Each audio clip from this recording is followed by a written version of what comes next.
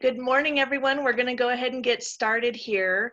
So the reason that we decided to do this is that here at the Chamber, we've been talking to a lot of you guys and, of course, paying attention to everything going on in the world around us. And now with, especially I think when Georgia started opening up, that was just kind of a crazy thing for people. So, you know, this whole new theme came on that said, okay, we're going back to work. What are we going to do with our kids? Or are we going to get sick, or what's the deal? And then slowly, I think, especially after that, we've started to hear it a little bit more. So we reached out to some of our local experts just to say, okay, what do we do? It's happening. We're going back to normal here sooner, hopefully, rather than later. But that's really the point of today. Feel free to ask Dr. Springer questions. But with that, I'm going to introduce you to Dr. Shelley Springer. We all see her on a weekly basis on Good Morning Wyoming. She's kind of the voice for childhood everything, nutrition, health and well-being for all of us. So Dr. Springer, thank you for being with us. We appreciate your time, and you have control. Great. Thank you so much, Jerica and the Chamber, for inviting me to do this, and for everybody who's joined in today. Yes, it is definitely a crazy time.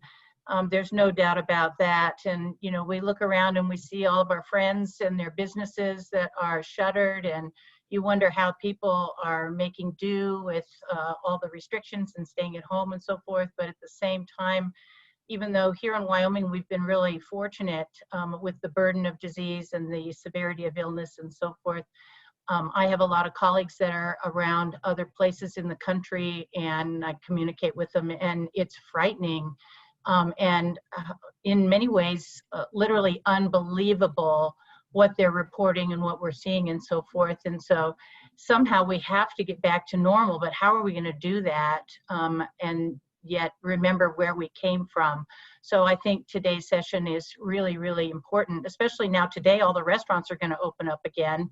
And so what do we do with that? So I've put together this little PowerPoint, and then I'll be happy to take whatever questions and that the people who are listening in would like to ask. And I hope I can handle this technology. So we'll give it a go here. And this is definitely not normal. This social distancing stuff and staying away from our friends and family and keeping the 6-foot distance is definitely not how we consider life to have been normally. These are some of the images that we've been seeing coming from the news and all over social media. This is definitely not normal. And having everything shut down, empty theaters, empty airplanes, our parks and camping closed, none of this is our normal way of life. But this too is not normal, and this probably isn't accurate because I put this PowerPoint together a couple of days ago, and what with increased testing, these numbers are going up. So they're pretty close. They, of course, represent the bulk of the burden of disease around the world, but probably not specific numbers. We're seeing more illness and more positive cases in the last week even. So this too definitely is not normal. This is what Wyoming looks like, and as you can see here, we've got 38 here in Natrona County, but I think that number was bumped up yesterday again because of our increased testing ability, but clearly not the burden of disease that we've seen and are continuing to see in other parts of the country. And this, of course, is Wyoming, and that's the scary part, because we've seen oil and gas plummet to minus $36 a barrel. I heard a joke the other day, it's not really a joke, somebody went into a gas station, said, give me $5 worth of gas, and they brought out a tanker. And so this is our way of life that's being threatened long term. So how are we gonna deal with this? How in the world do we bring back our way of life and yet still keep our family and friends safe? That's the question I think that's on everybody's mind. So social media is fun to look at, but it can be scary. Some of you may recognize this. Carvana is that new vending machine for cars, and they're advertising that you can buy a car from the safety of your living room, and it's touchless. No human being will ever touch it. And so the implication is that you won't get sick from it. Well, you can't get sick from your car. That's just the way it is, nor can you get sick from a pizza, right? Because a pizza is cooked and it's going to, even if somebody spit on it before they put it into the oven, you're not going to get sick from eating the pizza. However, you obviously can get sick from coronavirus, and so let's learn a little bit about it. So it's a respiratory illness primarily. Of course, everybody's aware, you know, cough and sneezing and all that sort of thing. It's a virus, not a bacteria, that makes it really hard to kill. It hits the most vulnerable, and we hear over and over again that the majority of people who are sick and dying from this are the elderly, people with cancer or other chronic diseases. So those in our population who are vulnerable. Because it's a new virus, no one is immune to it, and so everybody is potentially susceptible. And it's spread by contact with other people who are harboring the virus. Now, that doesn't necessarily mean they're sick.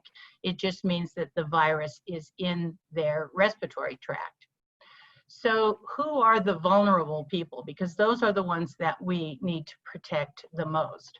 Well, obviously the elderly, anybody who's immunosuppressed. So if you or a family member has cancer, HIV, AIDS, or your family has been a recipient of an organ transplant, if you have an autoimmune disease, that makes you immunosuppressed and less able to fight infection of any sort.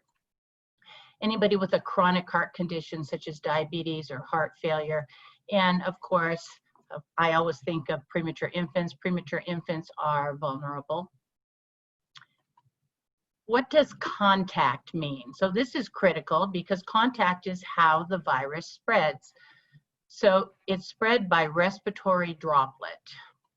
And of course, sneezing. And if those of you who watch me on a regular basis saw the thing I did on sneezing a few weeks ago and the cartoon of what happens when you sneeze, well, here's a real picture. That's scary. Gross. And there's the sneeze with the little virions. So this is what contact is. And you say, but no, I gotta breathe. So what do I do? Here's a schematic of exactly what happens when you breathe. So somebody has the virus and they're shedding, and they shed respiratory droplets. So those droplets can fall onto direct surfaces if they fall on your hands and then you touch something. If they fall on what's called a fomite, which is an inanimate object, it can survive for a period of time. How long is a big matter of discussion and testing right now. And then those airborne droplets that then can be inhaled if you're in that neighborhood. So everybody knows about 6 feet. We have to keep 6 feet away from everybody. Well, where did that number come from? Did somebody just pull it out of, pardon the pun, the air? And no, 6 feet is just about how far, is this, can you guys see this too? Let me see, is that gone? Or was it gone before? I guess it was gone. So here's what happens when somebody sneezes, and this is 6 feet. So if you're within 6 feet of a person who sneezes and is colonized, then you're going to be potentially in this cone of exposure. But if you're back here, then you're not going to be as likely to be exposed, hence the magic 6 feet.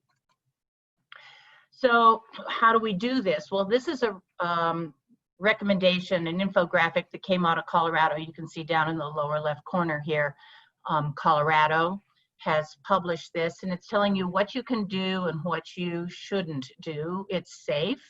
Oh, I'm so glad to hear that it's safe to clean my home. It's safe to read a book. Oh, goody. You need to use caution to play a solo sport, so that's interesting. And then all of these things you're supposed to avoid. So Colorado says to avoid, oh my goodness, seriously? For like how long? I can't have visitors in my house. I can't go to a mall. You know, this is not life that I want to see moving forward. I want my kids to be able to have sleepovers and play dates, but Colorado says, no, no, no, you must avoid them. This is definitely not what I would consider to be normal. And the goal, of course, is to try to return to as normal as we can. So how do we just make this thing go away? And that would be life. Wouldn't that be wonderful? Yeah, well, we can't do that because it's not going to go away. And so what, are we doomed forever to live in isolation and not have all these things that we're so used to as our normal way of life? Well, guess what? There's somebody that's coming in to rescue us, and that's called immunity. If you are immune to the virus or to any infectious illness of any sort, then you're not going to get it. People are going to say, but immunity comes from a vaccine, and we're not going to have a vaccine for a very long time. If it's a virus, and people say it's kind of like the flu, we have a flu vaccine, and the flu vaccine doesn't seem to work very well. In fact, it seems like every time I get a flu vaccine, I get sick. How many times do I hear that in a flu season? Some people don't get a flu vaccine. So they're like, well, now what am I supposed to do? Is that the only way that I'm going to be able to protect myself? So nature's got this. Nature, does a lot of things that are really good. And in this particular case, there's something that's called herd immunity. And herd immunity is sort of just like a natural vaccine. The essence of herd immunity is that itty-bitty exposures to any kind of an infectious disease are going to stimulate your immune system to make antibodies. Now, remember, we said that vulnerable people are people who are immunosuppressed. That means that their immune system doesn't function normally, and so that's critical. But if you are healthy and you're not immunosuppressed, you have a functioning immune system that's going to make antibodies. But the key is that the exposure has to be itty-bitty. If you are vulnerable, you need to maintain the status quo for as long as the CDC, not the Child Development Center, but the Centers for Disease Control, and our state health department and our local health department officials tell you that the burden of illness in the environment has dropped to the point where you no longer need to maintain social distancing and your limited isolation, because this clearly works. We've seen that over the last 6 weeks or so all over the world. It works, but it is not sustainable for the long haul. If you are healthy, continuing to completely isolate yourself will only postpone your exposure. And if you never get exposed, you will not develop herd immunity. So if you're having a hard time believing this and you're still afraid, think about all those people that we hear about in the news who, why they have COVID and they don't even know it. Well, how can that be? That's because they are the key to herd immunity. These are the people who have they've developed natural immunity, and you want to be one of those people because you are going, if you get exposed, you're not going to get sick. Your body is going to take care of it. And how do you get to be one of those people? Itty-bitty exposures. That's the key. So our EOC is slowly loosening restrictions, and we see as of today, the restaurants are going to allow for indoor dining, but of course there's still a lot of qualifications to that. We have to maintain the social distancing. The amount of disinfection that's going on is exceptional, limited seating, all that sort of thing. But slowly we're going to be getting back out and starting to be in the company of other people. And the key is pay attention to these recommendations. Don't be afraid. It's okay to go out. It's okay to go to the grocery store. It's okay to go to the park. just don't be careless about it and listen to what those recommendations are. And for gosh sakes, if you are vulnerable or anybody in your family is one of those vulnerable people, then you still need to be extra cautious. Think about what you normally do during a flu season. You know, at the beginning, we heard, oh, this is nothing more than the flu. And it is true that influenza comes around every year. It kills thousands and thousands of people in the United States. It kills children.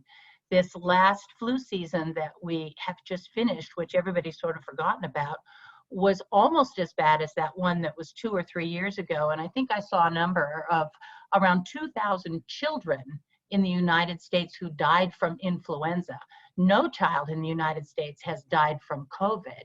There've been a couple that have been sick, but none have died from it. And yet they die from the flu every single year, and life doesn't shut down. What do you do during the flu season? You stay home if you're sick. You stay away from other people who are sick.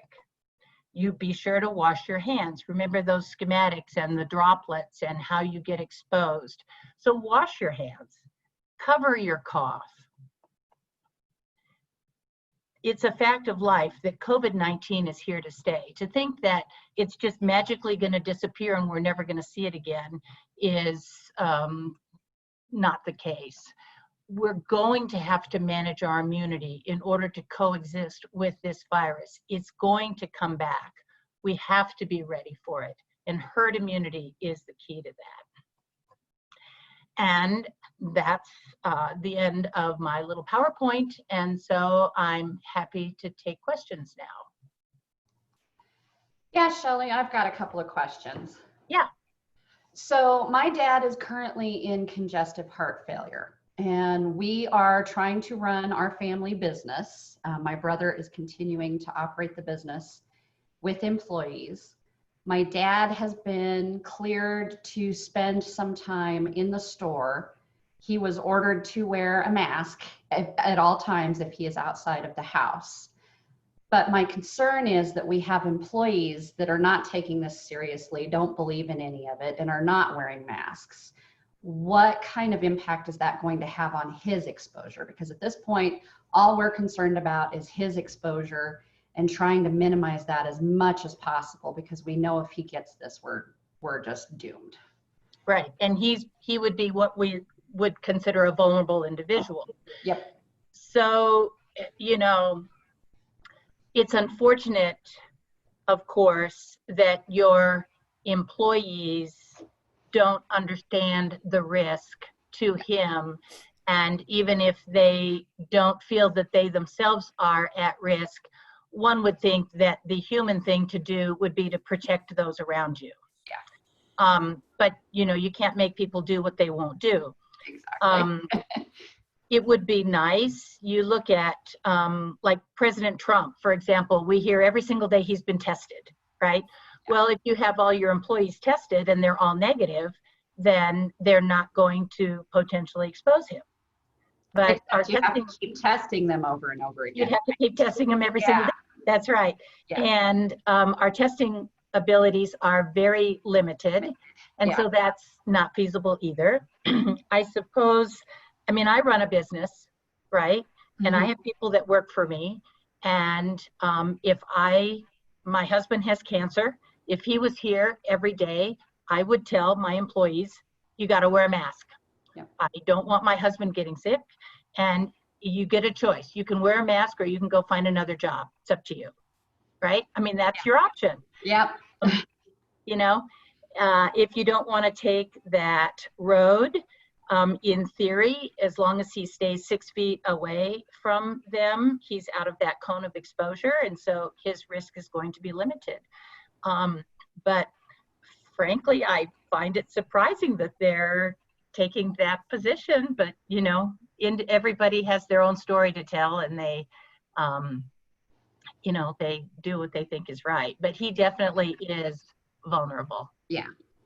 Yeah, that's been our concern, is how do we minimize his risk? And of course, we're still all working and trying to keep the company going and trying to keep our lives going and trying to take care of him. So we know we're also, you know, out in the world being exposed. And so we're doing what we can with masks and gloves and hand washing and all of that. But it's definitely the most terrifying part of all of this is what do we have to do in order to limit his exposure, and for how long are we going to have to do it? Right. So, and of course, he has a role in this also. It is important that he wear a mask. Yeah. It is important that he wash his hands, right? Yeah. It's important that he try to refrain from touching his face. He can back up if somebody comes into his personal space. You know, so he can take some proactive actions, but, you know, ultimately it is a group effort. Yeah. Thank Thanks, you for Shelley. that. Yeah. Yep. So Shelley, we've heard consistently that people that are expected here in the coming weeks to go back to the workforce, either full-time or even at a limited capacity, those with the kids at home, they're still extremely nervous about getting those kids back into, say, a childcare setting, or, you know, the various clubs that happen, the summer camps, things like that. What would your advice be to those people that are really kind of struggling with making that decision? Just because right now there's some places that don't necessarily have a choice. You either have to go back to work so that you can continue to get a paycheck, or you know, you stay home and risk maybe not having that job because of how the funding things have kind of cycled through. Right, and that's really important. And you know, it's interesting, I hadn't thought about it, but yesterday all of a sudden we saw an uptick of what we call our sick visits, kids that are coming in with acute illnesses. And we of course haven't seen that for the last 4 weeks because nobody's sick, right? The kids aren't sick because they're not going to daycare and they're not going to school and they're not playing with the other kids. And I'm like, oh wow, this is interesting. Well, duh, everybody went back to daycare on Monday. And so we're not seeing respiratory illness because other than COVID, the respiratory season is pretty much over. What are we seeing? We're seeing hand, foot, and mouth. We're seeing viral gastroenteritis. We're seeing all those other things. And it's like, really? People have been isolated for 6 weeks and there's still kids that are getting sick? This is amazing. But it just speaks to the survivability of these infecting organisms. And you can expect that your kids will get sick. And are they going to get sick with COVID? Hopefully not, but maybe. Is there anybody, any child in town who currently has it? We don't know. Back in January, I had several kids who tested negative on our big respiratory panel that tests for everything, and they were sick as stink. And we were so surprised that these tests came back negative. We're like, did we swab right? Was this a testing error? Because these kids are sick. They probably had COVID and it wasn't diagnosed. So your kids are going to get sick and their immunity is going to kick in. And hopefully, as we've seen with everything else, the illness is going to be mild. But if you keep them isolated, then you're just going to prolong things. They have to get exposed, and we have to learn how to live with this virus now in our environment. The daycares have extraordinary measures in place right now. They still have social distancing, so many kids in a room. The workers are, every kid over the age of 2 is supposed to wear a mask. Let me know how that's working out. My 9-year-old won't do it, so, you know. You know, the workers are all, you know, being incredibly diligent about disinfecting. And so everybody's doing the best they can, but your kids are going to get sick. But it might not be COVID, but it's going to be an enterovirus or hand, foot, and mouth or pink eye or, everything, because it's still all out there. It's not going away. Dr. Springer, when you talk about itty-bitty exposures, everybody has a different idea of what itty-bitty means. So recommendations from CDC, have those been put out, as far as what that looks like? I don't think so. And yes, not only does everybody have a different idea, but for every individual, what is an itty-bitty exposure is going to be different, because some people have healthy immune systems and other people are less healthy. And then of course we have the vulnerable. So I think about my own experience. Before I came here and started this practice, I only did neonatology, and so I functioned only in the environment of an NICU, which of course is strictly sterile because of the vulnerability of the patients that are in there. So the first year that I came here, oh my God, I was so sick. I got sick with everything because I was getting exposed to all these kids that had stuff that I hadn't seen, my body hadn't seen for years and years and years. And that lasted for 2 seasons, and now I don't ever get sick. I mean, I just don't get sick. And I see kids all year long that cough in my face and spit on me and everything else. And I just don't get sick because I've developed that immunity, and I'm fortunate that I'm healthy and, have a strong immunity. Other people aren't that fortunate. And so they find that every little thing that comes around, they catch it. That person's limit of exposure is going to have to be a lot less than mine, for example, because clearly their immune system isn't like my immune system. So I guess I would say know your body and know your experience during previous respiratory seasons. Now we hear that this virus is much more contagious than the flu, and certainly that seems to be true, but why is another question. Is it because nobody's ever been exposed before and so everybody's getting sick? Or is there truly something about it, sort of anatomically, or the way its pathology works, that makes it more infectious? And we're still learning so much about it, and what it does. Why does it attach the pneumocyte? Why did people desaturate? What's this inflammatory illness now that we're seeing in a few children that look more like Kawasaki's disease? There's a lot to learn about it. But again, it just goes back to be smart, don't be careless, but don't be petrified. You gotta try to get back to normal somehow. And that leads me actually to one other question. So I've read and heard about people that were so sick in October and November, prior to really any of this kind of blowing up, and that there's possibility that they may have already contracted it, gone through it, come out the other side of it.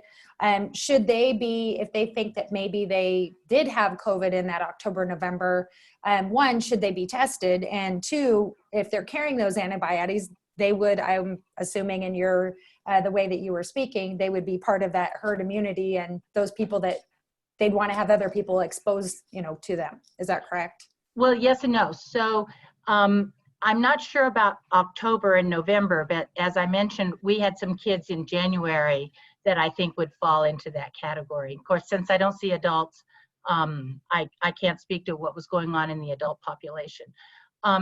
Tested, yes, but not to see if you're still a carrier, because we don't know. I've seen reports that people here in Natrona County who were tested and were positive a month ago are still shedding. But how long is that shedding gonna last? I don't think anybody knows that yet.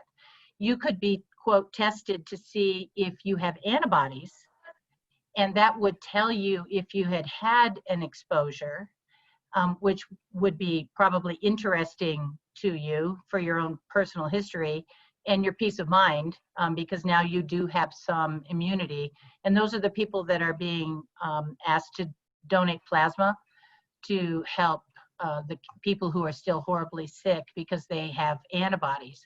The current state of antibody testing is uncertain.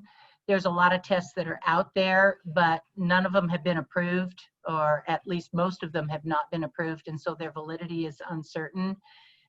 But if you're no longer shedding, then you can't infect anybody else, and so that person that you're talking to isn't going to benefit from your exposure. You're only going to develop immunity if you have an itty-bitty exposure to the virus itself, which you have to get from somebody who's a carrier. Then, okay, so I have another question. as we do start seeing businesses going back in, from maybe a medical point of view, would you recommend having the deep cleaning services like Serval or ARS or any of those going in and doing? I know they can't sterilize anything, but they can disinfect and do all of that. Would you say that that's necessary, or does it just go back to our normal, use Lysol and your hand sanitizers and your normal cleaning routines? So that speaks to how long do these viruses live on fomites? And that's a question that I don't think yet has been clarified. I saw a couple of reports that attempted that, and the answers were all over the map. Okay. And what the surface is, the 3-second rule, right? If your food drops on the floor, 3 seconds, I can pick it up. Somebody's actually tested that. They actually got money for that. Can you imagine that? Yeah. And the answer is that it's a lot more than 3 seconds. So yeah. But what the surface is also plays a large role in how long the virus will live on it. But I don't think 24 hours on a fomite or even 18 hours on a fomite is sort of a consideration. And those deep cleaning services are going to come in at night after your business is closed, and they're going to clean everything off. Well, any virus that was dropped there earlier in the day may no longer be viable. And then tomorrow morning, as soon as you open up, the next person who comes in and sheds is going to drop virus on the countertop. And so to wait till that night to clean it probably isn't going to do much. That immediate cleaning the surface with your antiseptic wipes, and of course making sure that you wash your hands so that even if you touch a surface, you now wash it off so that you don't transfer it to yourself, is probably going to be much more effective. So I would say no. I would say no. Okay. Wonderful.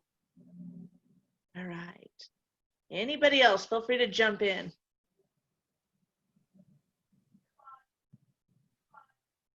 All right. So then I guess one final question then. So from probably what you guys are hearing as far as the medical field goes, we do know that we are expecting to see, even with the kids return to school, they're going to get sick. Every fall, every single one of us ends up with the world's worst cold because, the kids spend all summer with limited exposure, and then they go back to school, and within 2 weeks, we all have it. What advice would you give to the parents out there, and even some of the employers out there, just with this expectation that, it's coming? At what point do you say, okay, is this something I need to see the doctor for, or is this a common head cold, or is this a sinus infection, or is it strep throat, or whatever else we're going to start getting once we start integrating back to normal life? Well, and that too is very personal. I have families who, if their child wakes up in the morning with a sore throat, they're in my office by noon, right? I have other families who use bag balm and duct tape until they're 3/4 dead, and then finally bring them in, because it's just not going away, and everything in between. And so, the typical recommendation is if your child has a fever, which is anything over 100.5 for more than 3 days, if they're vomiting, if they have, protracted diarrhea, if their activity level is markedly down, those are red flags where you might want to get in right away. If you come in 3 hours after your first symptoms appear, whether it's COVID or strep or influenza or what, I might not be able to make the diagnosis because the threshold of my tests will not yet identify it. So I would say, I can't give you a blanket recommendation because each family is different and each family situation is different. If your child's in daycare, you have to come in that day, or else they can't go back to daycare the next day, and that probably is going to be even more important because when the fall comes around and everybody starts getting sick, and the kids go back to school, and tensions are going to flare, and your child gets a runny nose that last year you would have blown off. This year you might not, you know. So everybody's still going to be on, I think, probably heightened awareness, and appropriately so. And you know, we have a commitment for our families that if you have a sick child and you need that child to be seen, we'll see them today. The day that you call, we'll see that child, because you know, you don't want to wait till tomorrow. So I would say, you know, if a parent is uncomfortable and wants his child to be seen and they're a patient of ours, then call us and we'll see him, because that's what we do. Yeah. Perfect. All right. Well, I think if that's the end of the calls, really, thank you so much, Dr. Springer. You know, it's been good times to see Debbie over there clapping and really enjoying it. I think we're all really looking forward to, you know, summer and having some normalcy back in our world. So thank you for helping us address that. And it's not the end of the world. We're all going to get through this. We're going to be okay. We are.